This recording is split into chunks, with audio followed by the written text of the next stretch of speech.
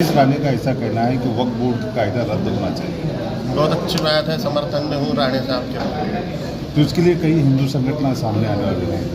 हाँ, कायदे से लड़ाई लड़े और ये ख़त्म करें। ये जो कुरीतियाँ हैं, ये जो फालतू के कायदे हिंदू द्रोह के बने हुए हैं, इनका नाश होना बहुत आवश्यक है और उसके लिए निरंतर शक्तिशाली हिंदुओं ने प्रयत्न करने चाहिए, आम लोगों ने भी करने चाहिए।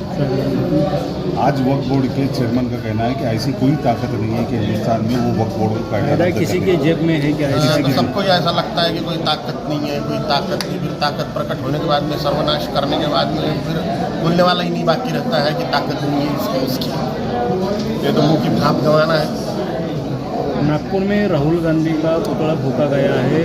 उन्होंने पंतप्रधान राहुल गांधी का पुतला फूंका गया है। उन्होंने पंतप्रधान नरेंद्र मोदी के ऊपर टिप्पणी की थी। कैसे देखते हैं आप इसको? मुझे उसकी जानकारी नहीं, मुझे विषय की जानकारी नहीं। नीतीश राणे ने कहा था मेरा कोई कुछ बाल बाका नहीं कर सकता, मेरा बॉस जो है सागर बंगले पर बैठा है। कैसे देखते हैं आप इसको? सागर बंगला क्या है? सागर बंगला जो मुख्यमंत्री देवेंद्र फडणवीस का बंगला है। पता नहीं, विषय की जानकारी जिसकी नहीं है उस पर क्या टिप्पणी करें? उस विषय में क्या बोले जिसके मामले में जानकारी ही नहीं है। आपका दौरा अभी कैसा है कहा जाने वाले? मैं तो निरंतर धर्म के लिए समर्पित हूँ।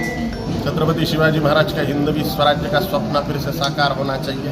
सिर्फ भारत ही नहीं, पूरे विश्व पर धर्म संस्कृति का हिंदू धर्म साम्राज्य की स्थापना होनी चाहिए। इसके लिए हम निरंतर प्रयत्न कर रहे हैं, जिससे पूरी दुनिया सुखी हो जाएगी। धर्म के रक्षण से ही जगत सुखी होता है, धर्म के विस्तार से ही जगत का कल्याण होता है। इसलिए पूरे विश्व पर छत्रपति शिवाजी महाराज के हिंदवी स्वराज्य की स्थापना हो, इसके लिए हम निरंतर प्रयत्नशील हैं। पहला उसका पार्ट है भारत को हिंदू साम्राज्य घोषित करवाना और उसी प्रकार से यहाँ पर व्यवस्थाएं लागू करवाना।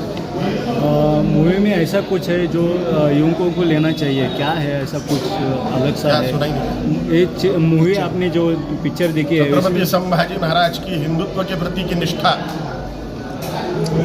ये हिंदुओं ने पूरी तरह से अपने में ले लेनी चाहिए, स्वीकार लेनी चाहिए।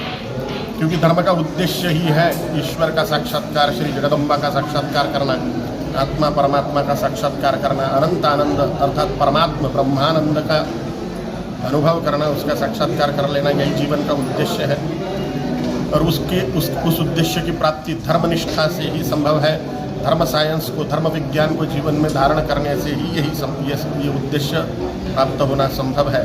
इसलिए छत्रपति संभाजी महाराज की धर्मनिष्ठा जो उनको धर्मवीर बनाती है, ये सभी हिंदुओं ने अपने में धारण करनी चाहिए। ये मूवी का बहुत बड़ा संदेश है। सिर्फ प्रॉपर्टी, राज्य, इसके लिए छत्रपति संभाजी महाराज ने बलिदान नहीं दिया। छत्रपति संभाजी महाराज ने हिंदुत्व के संरक्षण के लिए बलिदान दिया है और ये सभी युवाओं ने देखना चाहिए।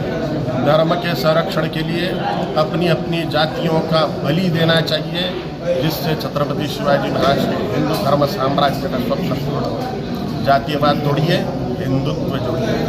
सर, हिंदू राष्ट्र की आप बात कर रहे हैं, हिंदू राष्ट्र की बुनियाद जब पड़ेंगी तो जो ये देश का जो संविधान है उसको खत्म किया जाएगा। संविधान में तो लाखों थिग्गल लग चुके हैं 70-80 साल। न जाने कितने कायदे कानून बदल दिए गए, चुपचाप से बदल जाते हैं, तो आम जनता को पता भी नहीं चलता। तो महान विद्वान लोग जो है, ज्ञानी लोग हैं, अपने अपने विधि से कार्य करेंगे और बेहतर क्या सब बन सकता है वो बनाएंगे, और बेहतर देश को और अच्छा। संविधान में क्या है? मैंने संविधान पढ़ा नहीं, लेकिन जो अच्छा होना चाहिए होना चाहिए। इंदिरा गांधी ने सेक्युलर शब्द घुसाड़ दिया संविधान में, डॉक्टर बाबा साहेब आम्बेडकर ने नहीं डाला। सेक्युलर का अर्थ बता रही है सर्वधर्म समभाव। सेक्युलर का अर्थ मूल रूप में ऑक्सफोर्ड में क्या है महाराज? कोई भी धर्मनिरपेक्ष। धर्मनिरपेक्ष ऑक्सफोर्ड में सिखाया जाता है, जो क्रिश्चियनिटी को नहीं मानता, जो क्रिश्चियनिटी को नहीं मानता।